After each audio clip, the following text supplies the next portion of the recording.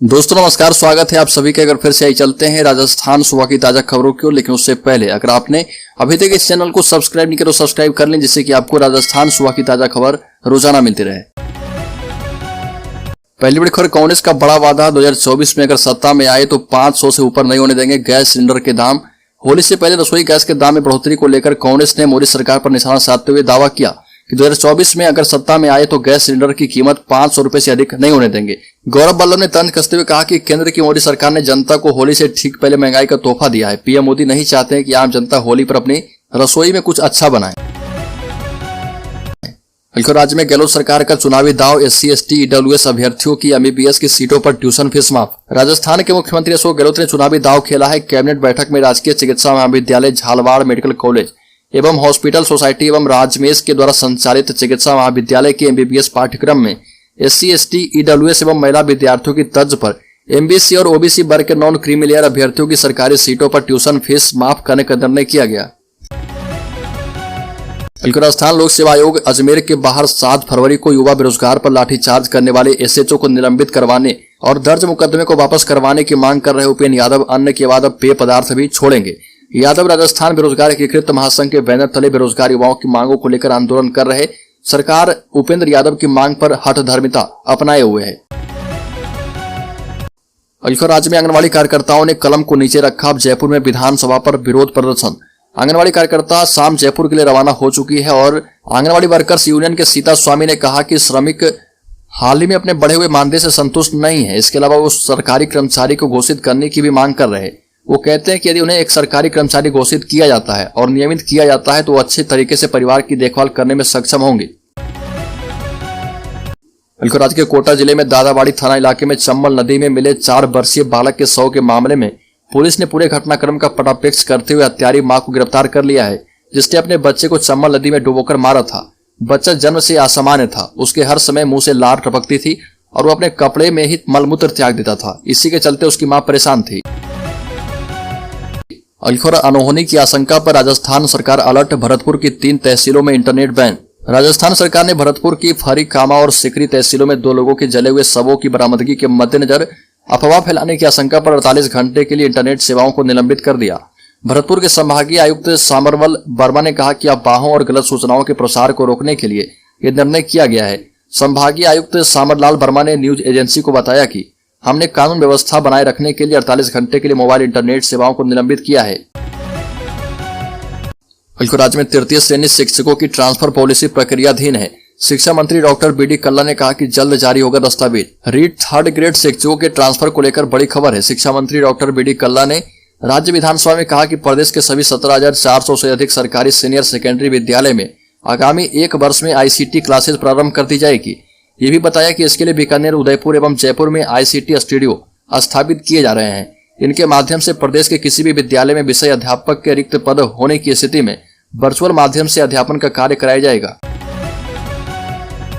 राज्य में गहलोत कैबिनेट में फैसला किया गया कि 2 से ज्यादा संतान वाली विधवा और परित्यक्ता महिलाओं को अब सरकारी नौकरी दी जा सकती है। जानकारी के मुताबिक कैबिनेट ने 1 जून 2002 और इसके बाद 2 से ज्यादा संतानों वाली विधवा परित्यक्ता महिलाओं को सरकारी नौकरी देने के लिए सेवा नियमों में संशोधन करने को मंजूरी दे दी है। वहीं कैबिनेट ने 1 जून 2002 या उसके बाद 2 से ज्यादा संतान वाले कर्मचारी को प्रमोशन देने के नियमों में बदलाव करने को मंजूरी दी है। राजधानी जयपुर में आवारा कुत्तों के लिए एक संस्था शेल्टर हाउस बनाएगी, जहां पर बेसहारा कुत्ते रह सकते हैं। गहलोत कैबिनेट ने protection of animals and welfare society को बेघर डॉग्स के शेल्टर हाउस के लिए जमीन आवंटन करने के प्रस्ताव को मंजूरी दी है। इसके बाद JDA की आवासीय योजना के तहत रामचंद्रपुरा में 1000 वर्ग मीटर का प्लॉट दिया जाएगा। साथ ही सरकार ने यह भी ऐलान किया कि शहीदों के लिए मुफ्त में जमीन मिलेगी और माना जा रहा है कि इससे शहीदों के उनके जिले में स्मारक बनाना आसान हो जाएगा। कांग्रेस के मुस्लिम विधायक साफिया जुबैर ने खुद को बताया रामकृष्ण का वंशज। इन दिनों राजस्थान में बजट सत्र चल रहा और वहीं विधानसभा में विधायक अपनी अपनी बात रख रहे। भारतीय जनता पार्टी राजस्थान सरकार को सदन में जमकर घेर रही है। इस बीच कांग्रेस के मुस्लिम महिला विधायक साफिया जुबैर का एक बयान सोशल मीडिया पर तेजी से वायरल हो रहा। कांग्रेस विधायक साफिया जुबैर ने राजस्थान विधानसभा में बयान दिया और कहा कि मैं मुस्लिम राम और कृष्ण के वंशज हैं। चाहे धर्म का परिवर्तन हो गया हो, लेकिन खून तो हम में राम और कृष्ण का ही बहता है। 15 दिन के बाद घाटमिका गांव पहुंचे मुख्यमंत्री अशोक गहलोत। 48 घंटे के लिए इंटरनेट किया गया बंद। मुख्यमंत्री गहलोत के दौरे को लेकर प्रशासन पूरी तरह से सख्त रहा। और आने जाने वाले हर व्यक्ति पर नजर रखी जा रही है। विश्व हिंदू परिषद, बजरंग दल और अन्य हिंदू संगठनों ने चेतावनी देते हुए कहा कि सैकड़ों की संख्या में कार्यकर्ता पहुंचकर मुख्यमंत्री अशोक गहलोत का घेराव करेंगे और काले झंडे दिखाकर विरोध जताएंगे। विश्व हिंदू परिषद का कहना है कि मुख्यमंत्री के द्वारा गो तस्करों को बढ़ावा दिया जा रहा। हिंदूवादी संगठनों ने कहा कि इस मामले की कन्हैया लाल हत्याकांड से तुलना न की जाए। राजस्थान होमगार्ड जवान नहीं होंगे नियमित। राजस्थान होमगार्ड जवान नियमित नहीं होंगे। सदन में लगे एक सवाल के जवाब में होमगार्ड मंत्री राजेंद्र सिंह गुढ़ा ने साफ कर दिया कि सरकार ने कभी भी होमगार्ड जवानों को नियमित करने का वादा नहीं किया और न ही इन्हें सदन में इस तरह के कर्मचारियों को मिलने वाली सुविधा का लाभ देने की आगे मंशा रखती है। मंत्री गुढ़ा ने कहा कि होमगार्ड सिर्फ और सिर्फ स्वयंसेवक है, कर्मचारी नहीं है। राजस्थान विधानसभा बजट सत्र की कार्यवाही प्रश्नकाल के साथ शुरू हुई और इसी में ये बातें कही गई। राजस्थान सरकार का महिलाओं को तोहफा, इस दिन रोडवेज की बसों में मुफ्त यात्रा कर पाएगी महिलाएं।